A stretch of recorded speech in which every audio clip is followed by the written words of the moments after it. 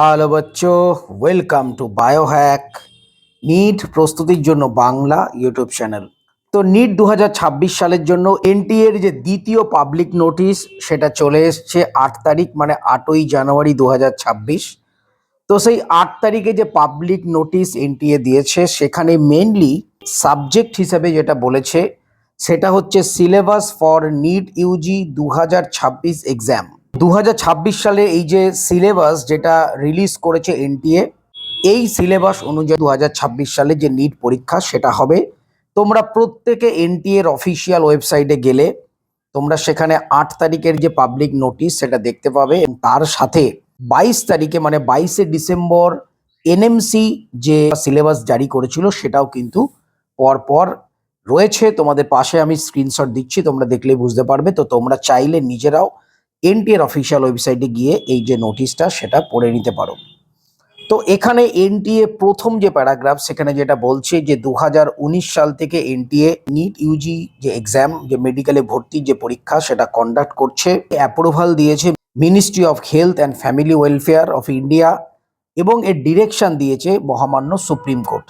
তার মানে যেটা বলতে চাইছি যে সুপ্রিম কোর্টের নির্দেশে ministry of health and family ওয়েলফেয়ারের অ্যাপ্রুভাল পাওয়ার পর 2019 সাল থেকে এনটিএ নিট ইউজি এক্সাম সেটা কন্ডাক্ট করছে, এটা প্রথমে লিখেছে। এরপর এনটিএ যেটা লিখছে তাদের নোটিশে যে 22/12/2025 মানে 22শে ডিসেম্বর 2025 সালে এনএমসি তাদের অফিসিয়াল ওয়েবসাইটে যে নিট পরীক্ষার জন্য যে সিলেবাস সেটা জারি করেছিল, তোমরা প্রত্যেকেই জানো। তো সেই সিলেবাসটা নোটিশের সাথেও অ্যাটাচ করা হলো। এই যে সিলেবাস এনএমসির ঘোষণা করা যে সিলেবাস সেটা কিন্তু এনটিএ বলছে এইটাই মেন সিলেবাস নিট 2026 সালের জন্য। এর মানে এর আগে যখন এনএমসি সিলেবাসটা দিয়েছিল তখন আমরা জানতাম না যে আদেও এই যে সিলেবাস এই সিলেবাসটা ফলো করবে কিনা এনটিএ। মানে এনটিএ এর কোনো অ্যাপ্রুভাল ওই এনএমসির দেয়া সিলেবাসে ছিল না, কিন্তু এনটিএ এই 8 তারিখের যে নোটিশ তাতে অফিসিয়ালভাবে ঘোষণা করলো যে 22 তারিখে এনএমসির যে সিলেবাস যেটা এনএমসি দিয়েছে তাদের অফিসিয়াল ওয়েবসাইটে, তোমরা চাইলে অফিসিয়াল ওয়েবসাইটে গিয়ে দেখেও নিতে পারো এনএমসির অফিসিয়াল ওয়েবসাইটে, তো সেখানে তোমরা পেয়েও যাবে। তো সেই যে সিলেবাস সেটাই কিন্তু হচ্ছে নিট 2026 সালের সিলেবাস। তো এইটা কিন্তু এক কথায় অ্যাপ্রুভাল দিয়ে দিল এনটিএ। এরপর এনটিএ দুটো ওয়েবসাইটে অ্যাড্রেস দিয়েছে, একটা হলো এনএমসির অফিসিয়াল ওয়েবসাইট, একটা হচ্ছে এনটিএ এর অফিসিয়াল ওয়েবসাইট। তো তোমরা চাইলে রেগুলার বেসিসে এই ওয়েবসাইটগুলো ভিজিট করলে আরো ডিটেলসে তোমরা জানতে পারবে।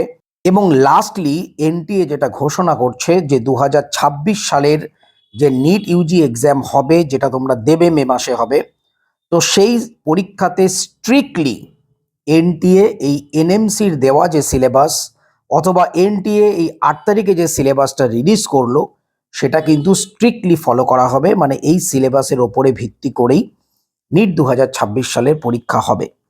এইটা কিন্তু টোটাল এই যে পাবলিক নোটিশ এটা লেখা রয়েছে। তার মানে এক কথায় যদি বলি যে এনএমসি যে সিলেবাসটা দিয়েছিল 22 তারিখে, এনটিএ অ্যাপ্রুভাল দিল 8 তারিখে মানে 8ই জানুয়ারি, যে ওটাই হচ্ছে তোমাদের নিট 2026 সালের সিলেবাস এবং সেই সিলেবাস স্ট্রিক্টলি ফলো করা হবে এবং এই সিলেবাস থেকেই তোমাদের যাবতীয় যে কোশ্চেন সেটা আসবে।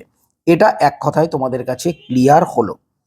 এইবার আমরা বাস্তবে যেটা দেখতে পাই প্রত্যেক বছর 2023 বলো, 24 বলো, 25 বলো, কিছু কিছু কোশ্চেন কিন্তু এই সিলেবাসের বাইরে থেকেও আসে। আসে না সেটা নয়, তোমরা 2025 সালেও দেখেছিলে, 2024 সালেও দেখেছিলে, আউট অফ এনসিআরটি বলো বা আউট অফ সিলেবাস কিছু কিছু কোশ্চেন কিন্তু এনটিএ দিয়ে দেয় এবং এনটিএ সেই কোশ্চেনগুলো দেওয়ার পর সেই কোশ্চেনগুলো চ্যালেঞ্জ হয় এবং এনটিএ তখন কিন্তু কোর্টে যায় এবং আলটিমেটলি কোনো রকম গ্রেস মার্কিং সেই কোশ্চেনগুলোর জন্য দেয় না।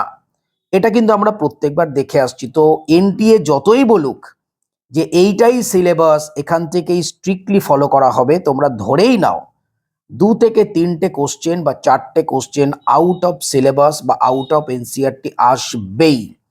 তো তোমাদের সেই কারণে এই সিলেবাসটা যেমন ফলো করতে হবে তেমনি এই সিলেবাসের বাইরেও কিছু কিছু জায়গা তোমাদের কিন্তু পড়তে হবে।